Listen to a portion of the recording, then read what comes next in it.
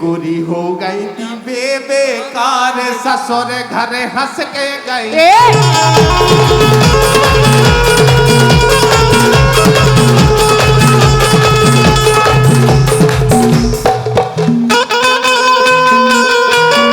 क्या बात है।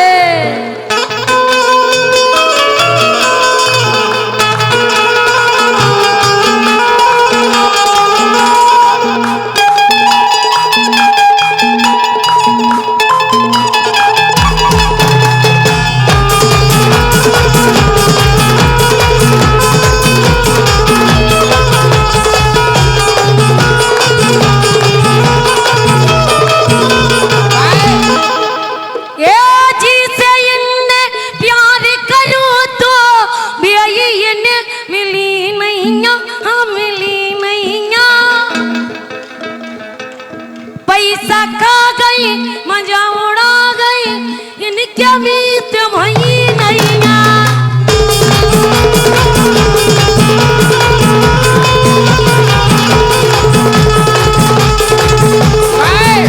बोला पता है आदत खराब की आदत।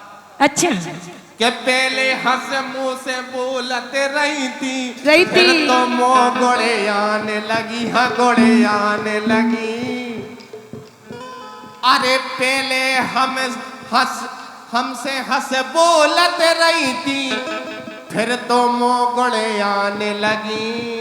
और हम सो हीरा मन से छोड़ के हम सो हीरा मन से छोड़ के कौन खसम लो जाने।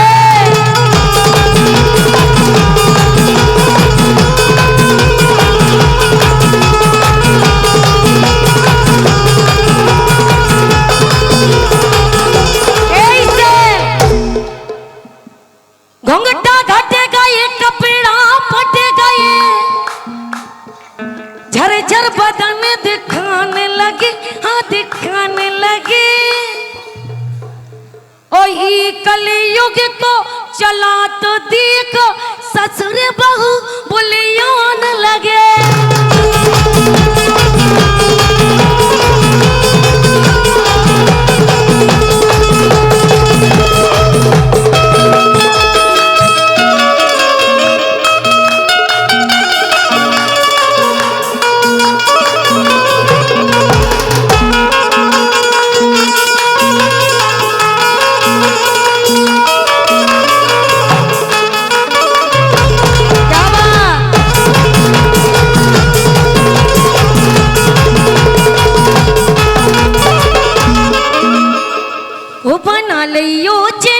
बना लियो चिनार क्या बना लियो चिनार लम्बी वाली ये बना लियो चिनार कई बेरा वक्त के लाने।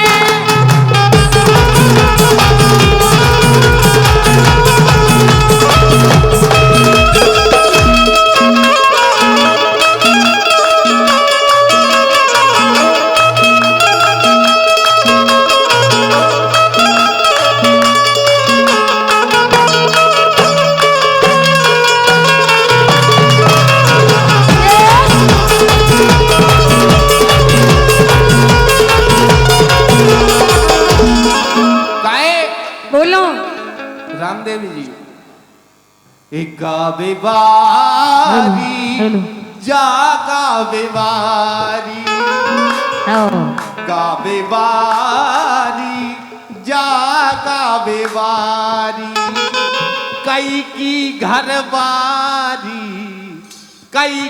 घरवारी ने रणुअन की सारी गा बेवारी जागा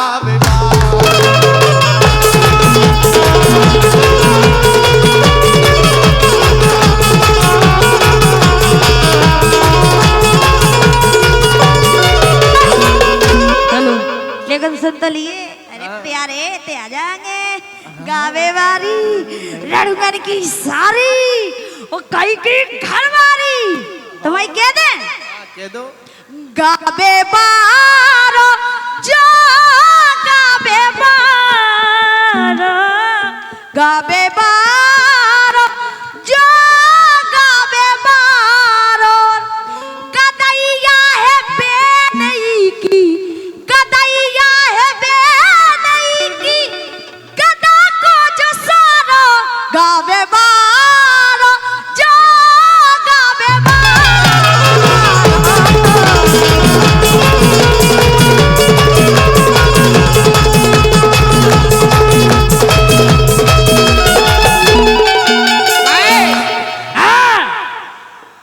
तुमने तो बता दे बारी एते नैया दब बेबारी हो जा गोरी छतर कोलमारी